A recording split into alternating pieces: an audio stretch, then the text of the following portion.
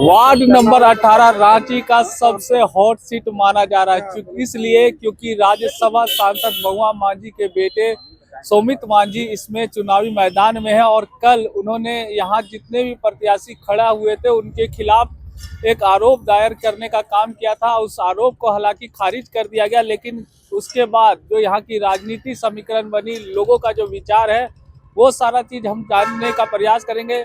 आपको बता दें कि पूर्व पार्षद रहे इस वार्ड नंबर 18 के राजेश जी, और इनकी बहन अभी निर्वर्तमान पार्षद है, और उन पर भी केस दायर करने का प्रयास किया गया था। क्या कहेंगे जिस तरह की ये घटना घटी, कैसे पूरा समीकरण ही बदल सा नजर आया, कुछ एक अजीब सा माहौल बनने का प्रयास आप किया गया। इस लोकतांत्रिक व्यवस्था में कभी भी नहीं सुना होगा कि इस प्रकार का आरोप लगाना और झूठा तथ्यहीन, जिसका कोई तथ्य नहीं है, वो तथ्य से काफी परे है। मेरे पे आरोप लगाना, मैं उम्मीदवार भी नहीं हूँ। कौन कैसेस किसका है, कौन राजेश गुप्ता है, कौन क्या कर रहा है। मैंने पूछा कि भाई मेरे पिताजी का नाम ये है, उसमें है क्या, तो बोलता नहीं है। तो फिर हम बोले कि आपने कॉग्निजेंस कैसे लिया। वहाँ पे जो चर्चा चल रही थी, मेरी दीदी पर आरोप लगाना, और भी जो उम्मीदवार इस क्षेत्र से लड़ रहे हैं उन सारे पे आरोप लगा करके कि सारे को डिस्क्वालीफाई कर दिया जाए, सारे का जो एप्लीकेशन है उसको रिजेक्ट कर दिया जाए और उसे निर्विरोध चुन दिया जाए। ये वहाँ पर देखने को सिर्फ मिल रहा था और कह भी रहे थे उनके लोग।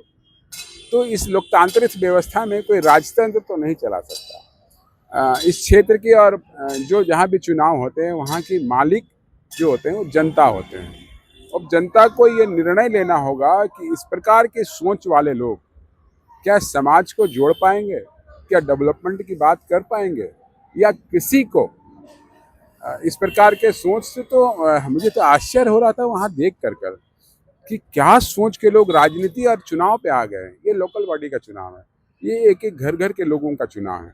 लोग एक दूसरे को समझते हैं तब उसको मदद करते हैं, और लगातार इस क्षेत्र की जनता ने, चाहे कोई भी हो, और सारे लोगों ने हमें अपना ब्लेसिंग दिया है। मेरी दीदी को मेरे नाम पे ही वोट मिलता है, वो भी अपने काम के बल पर लोगों से मिलते जुलते रही। तो मैं तो फिर आग्रह करूँगा कि इस प्रकार का मानसिकता वाले लोग से इस क्षेत्र को बचाएं। डेवलपमेंट एक अलग पार्ट है, साफ सफाई एक अलग पार्ट है, मगर सबसे महत्वपूर्ण है कि इस प्रकार का सोच का व्यक्ति कभी किसको क्या कर देगा, कब क्या घटना घट जाएगी, ये बड़ा चिंतनीय है। तो इस चिंता को लोग समझे, इस पर चिंतन करें चेतस्ता के साथ, एक जागरूक नागरिक के साथ। आप कांग्रेस पार्टी का राजनीति करते हैं, वो झारखंड मुक्ति मोर्चा पार्टी से राजनीति करते हैं, और अभी तो चूंकि दलगत चुनाव नहीं हो रहा है, उसके बाद जिस तरह से ये माहौल बना है और झारखंड में आप लोग का मिला जुला सरकार है, उसको कैसे चलाइएगा, किस तरह से देख रहे हैं? इसमें सरकार की कोई गलती नहीं है, मगर आप गठबंधन के सरकार हैं, और इस चुनाव से किसी पॉलिटिकल पार्टी का कहीं पर कोई हस्तक्षेप नहीं है।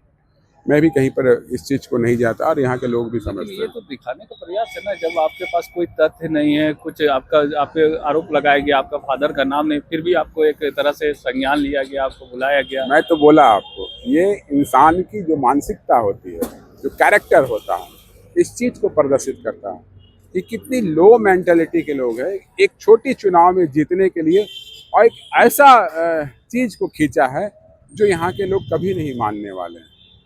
अब हम किसी व्यक्ति पर आरोप लगा दें और वो दोष मुक्त हो जाए तुरंत उसी जगह पे, तो आप समझ सकते हैं कि अगर मैं लगाया हूँ या किसी ने मुझ पे लगाया है तो उसकी मानसिकता क्या हो सकती है। ये क्रिएटिव नहीं हो सकता, ये तोड़ फोड़ विध्वंसकारी ब्रेन है जो समाज को तोड़ने का काम करे।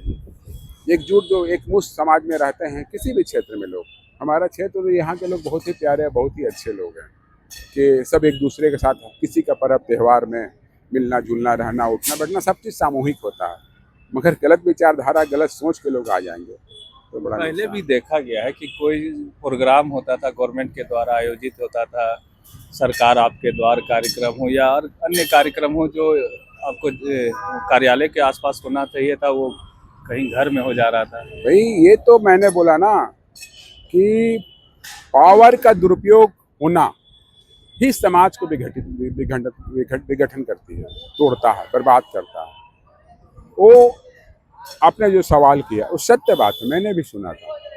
मैंने यहाँ के अधिकारियों को पूछा भी, भाई वो एरिया दूसरा, वार्ड दूसरा, तो आप दूसरे वार्ड का प्रोग्राम तो दूसरे वार्ड में कैसे कर रहे हो? किसी के घर पे कैसे कर रहे हैं आप?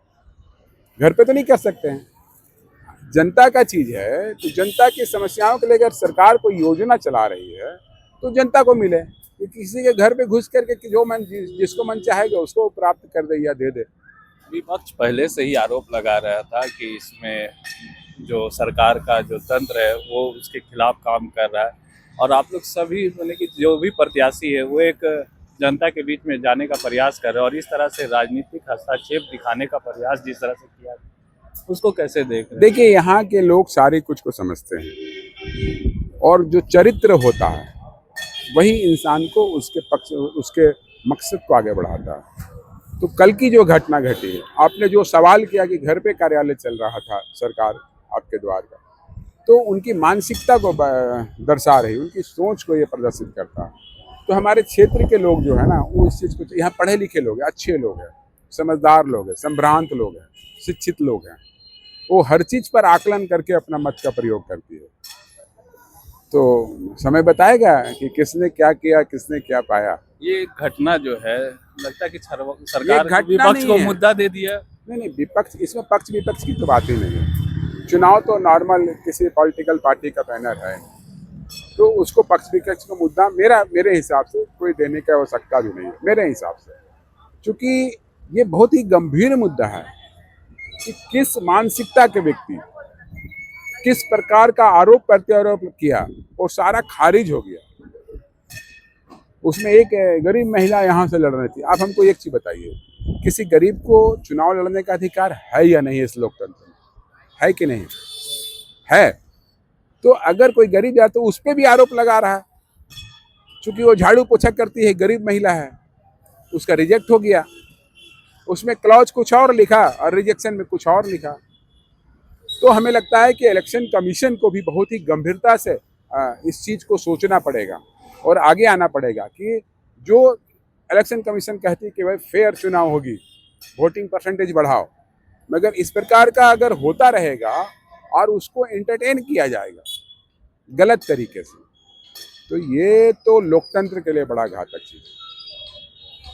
लोकतंत्र के लिए घातक चीज है। जिस तरह से कल घटना घटी है और जो समन्वय भवन में जिस तरह से वार्ड 18 के प्रत्याशियों पर आरोप लगाया गया, उसको जायज नहीं ठहराया जा सकता, और इससे कहीं ना कहीं जो एक तरह से उनकी मानसिकता को प्रदर्शित करने का काम किया गया है कि किस तरह से वो चाहते थे कि यहाँ पर सभी को रिजेक्ट कर दिया जाए और उनको निर्विरोध विजेता घोषित कर दिया जाए। सहयोगी रिजवान के साथ मैं संजीत झा, कोयलांचल संवाद, रांची।